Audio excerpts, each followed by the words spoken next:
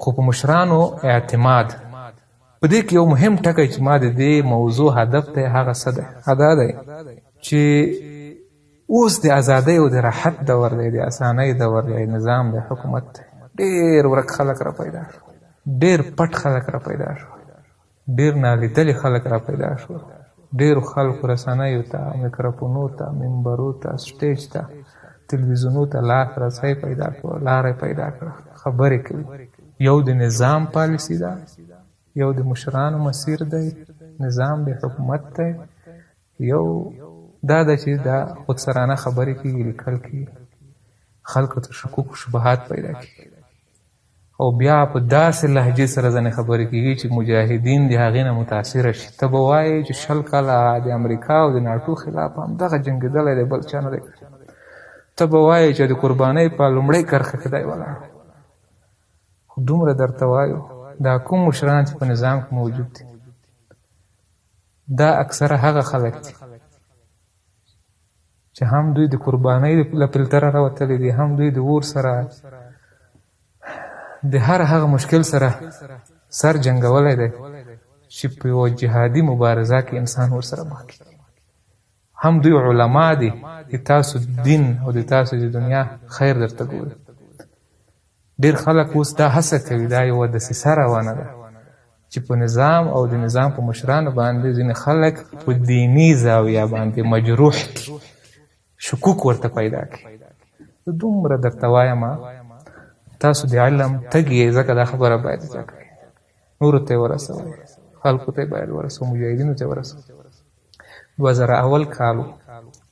ډېر خلک چې دا اوس تیزه تیزه خبرې کوي، خلکو ته شکوک پیدا کوي. 2001 نه نیولې تر 2021 د اګست 15 پورې 10 کسان شته چې موږ یې پېژنو چې موږ به هیله کول چې خدای په خاطر ته رامخته شوې خبره وکړه مجاهد ته په دې لار کې ودرېږه، نه مخته کړه. مجاهدین د دې شاهدان دي. ډېر داس کسان چې اوس له علمي سټیجه دلته نیوکې کوي، دلته په نظام څه غږېږي، د نظام پالیسۍ یا په صراحت سره یا په سنګزنه لاره چلنجوي.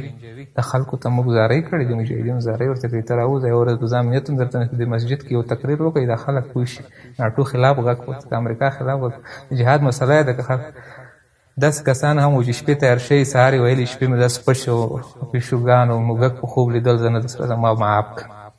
دا حقیقت دی. خو اوس دلته غوړې غوړې تیزې تیزې ژبې د دوی دي او نظام دوی چلنجوي. د جهاد او د مجاهد غم دوی ته ورغلی دی. په ما په بل ټاپې دوی وایي، مرد نظام ته دی غلط نسبتونه مشران ته کوي. همدا مشران دي چې د 20 کاله الحمدلله مبارزه تر دې ځایه راورسوله، سختۍ ته دوی ولاړ وو، قربانۍ دوی ورکړې، ورونه د دوی شهیدان شول، خپلوان دوی وبایلل، کورونه د دوی بمبار شول، جایدادونه د دوی له لاسه ووتل. د دنیا هر فشار، هر پیغور، د تروریستۍ چیغې دعوې موږ په سر یوړې. او اوس دوی راجګېږي او جهاد نه پټ ولته څوک چېرته پټ یو څوک چېرته پټ اوس راځي ولته وایي چې مجاهدین داسې خفه دي. ته د مجاهد له حالته خبر یې، ته د مجاهد سره د وخت تېر کړی چې مجاهد ته یې که زه یم، مجاهد له مزاجه ته خبر یې که زه خبر یم، ته مجاهد پېژنې.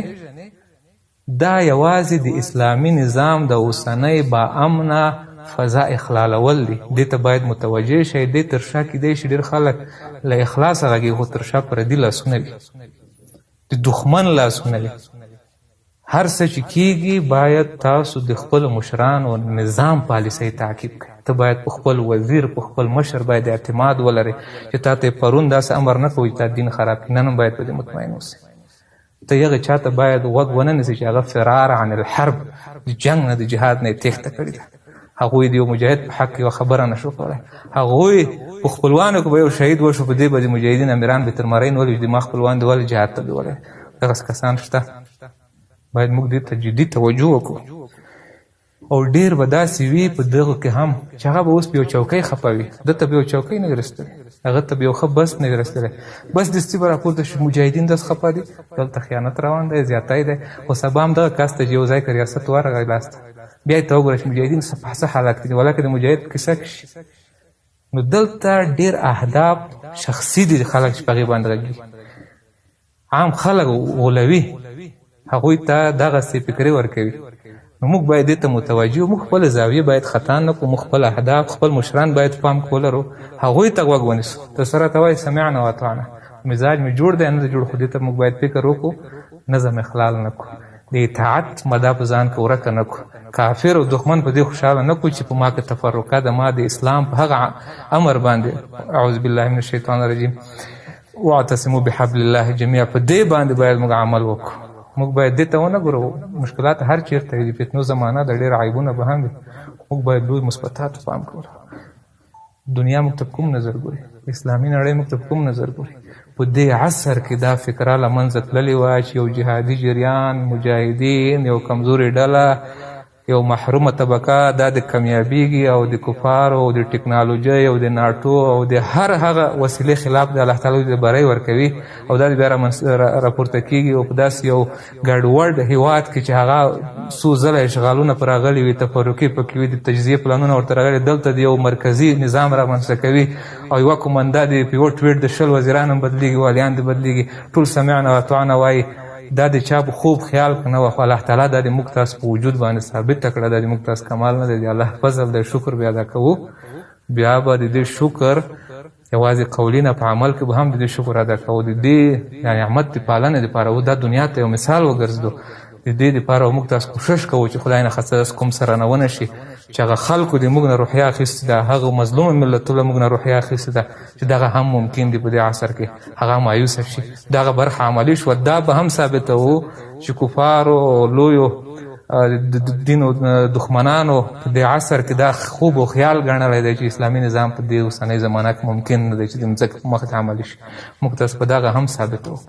په داسې شکل به یې ثابتوو لکه څنګه چې د اسلام تقاضا ده، د رسول صلی الله علیه وسلم طریقه ده. الله پاک پیغمبر علیه السلام ته څه وایي؟ د دین او د نظامدارۍ او د مشرتوب د لیډرشپ یو اساسي نقطه چې الله تعالی په قرآن کریم کې د نعمت په توګه اول پیغمبر علیه السلام ته ور یاده کړې ده، د انعام په توګه بیا یې ورته توصیې کړې دي. په دې آیات کې راغلي اعوذ بالله من الشیطان الرجیم بسم الله الرحمن الرحیم فبما رحمة من الله لنت لهم. الله پاک پیغمبر علیه السلام ته وایي چې د الله د رحمت په برکت ته دغه صحابهو ته چې په تا باندې ځانونه قربانوي، د تا په یو امر ورته اوبو ته وردانګي، د الله د رحمت په وجه ته دوی ته نرم شوی. هندام ور یادوي چې دا کوم انساني کمال نه دی بلکې الله نرم کړی دوی ته د رحمت په برکت. په دې کې درس پیغمبر علیه السلام خو داسې و چې هغه د موږ تاسو ټولو دپاره هغه الله تعالی یو داسې معصوم په ټولو پیغمبرانو کې د لوړ مقام شخصیت پیدا کړی، خو الله پاک د ده په دې قول کې موږ ته هم دا را زده کوي چې پیغمبر علیه السلام مخاطب کړی چې ته د الله په رحمت دوی ته نرم کړی شوی. دا د یو انعام شو چې کله ته نرم یې، که چېرته لو كنت فظا غلیظ القلب، که چېرته ته نرم نه وای، الله پاک په تا رحم نه وای کړی، ته سخت کلام وای، سخت زړی وای، په خبرو کې سخت وای، خلکو ته د تیزه خبرې کړی، غصې دې ورته کولی، یوه غلطي د خلک پسې اخیستی او سخت زړی وای، تا په زړه کې شفقت او رحم نه وای، د خپل رعیت سره د رحم معامله نه کولی، رعیت ته د اولادو په نظر نه کتلی، ته سخت زړی وای او سخت کلام وای. او د الله رحمت چې تا شوی ده چې ته ورته نرم کړی شوی د هغه نه وای. لنفد من حولک، نو دغه صحابه چې هغه د قربانۍ مثالونه د انسانیت په تاریخ کې دي، دا صحابه چې د تا په یو امر ورته وردانګي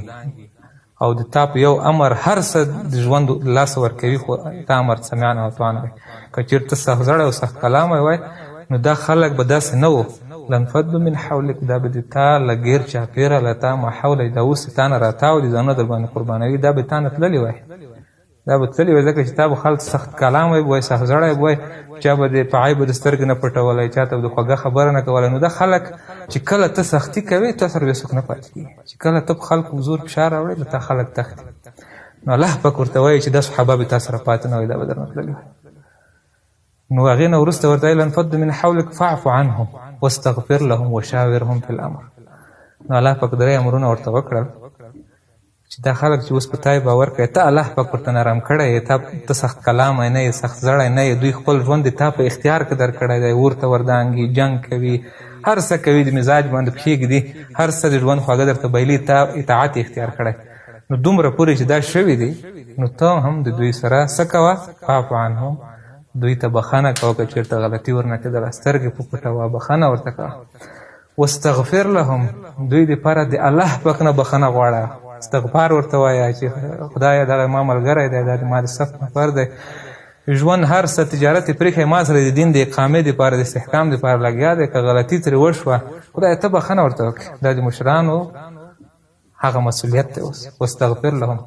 وشاورهم فی الامر او د دوی سره په کارو کې مشوره کوه په دې کې اوس حکمت څه دی حکمت دا دی چې پیغمبر علیه السلام ته مستقیما وحی که د هغې مشورې د انسانانو ته ضرورت نه و د الله پاک سیده امر راتلو دا وکړه دا مه خو الله پاک ورته وایي چې ای د ما حبیبه دغو صحابهو ته بخښنه هم کوه د الله نه هم بخښنه ورته غواړه او په کارو کې مشوره هم ورسره کوه د الله پیغمبر ته چې وحی ورته راځي هغې ته هم الله پاک وایي چې د خپل ملګرو سره مشوره کوه ځکه په دې کې اوس څو خبرې دي صحیح د پیغمبر علیه السلام له دې مستغني و چې سیده وحی ورته راځي هغه د هر څه د الله پاک او د عرش نه ترلاسه کړي او هغه په دنیا کې تطبیق کړي خو په دې کې موږ تاسو ته هم غټ درس دی په دې کې موږ تاسو ژوندیو ته د امت ته غټ درس دی موږ تاسو د وحی په زمانه کې نه یو نو موږ تاسو تر رسول صلی الله علیه وسلم هم چې الله پاک مستقیما دی مخاطب کړی تر هغې ډېر دې ته محتاج یو چې موږ د خلکو سره د هغو خلکو سره د هغو مختصینو متخصصینو سره په هره برخه کې مشوره وکړو چې موږ ورته اړتیا لرو انسان ناقص دی کامل هیڅوک نه دی په دې کې څو ګټې دي یو دا ده چې موږ به له غلط اقداماتو خدای تعالی ساتلی دا څه به مو نه وي کړي د مشورې په برکت چې هغه به د دین د بدنامۍ سبب ګرځي یو انسان ته به د ضرر باندې تعلق او بله ګټه به دا وي چې د موږ خپل ملګري د موږ نه ګیر چاپېره چې ما سره ژوند اختیار کړی ما سره قربانۍ ورکړي هغوی ته په زړه کې داسې نه درېږي هغوی په دې ډېر مطمئن وي چې که دا کار کړو دا کړو ما نه مشوره واخیستله فیصله بیا هم مشرانه وي نو د مشورې دا خیر نو دغه آیات چې دی دا یو دومره مهم آیات دی په قرآن کریم کې د اسلامي نظام او د اسلامي سیاست دپاره د دین لیډرشپ زده کړي له دین رهبرۍ زده کړي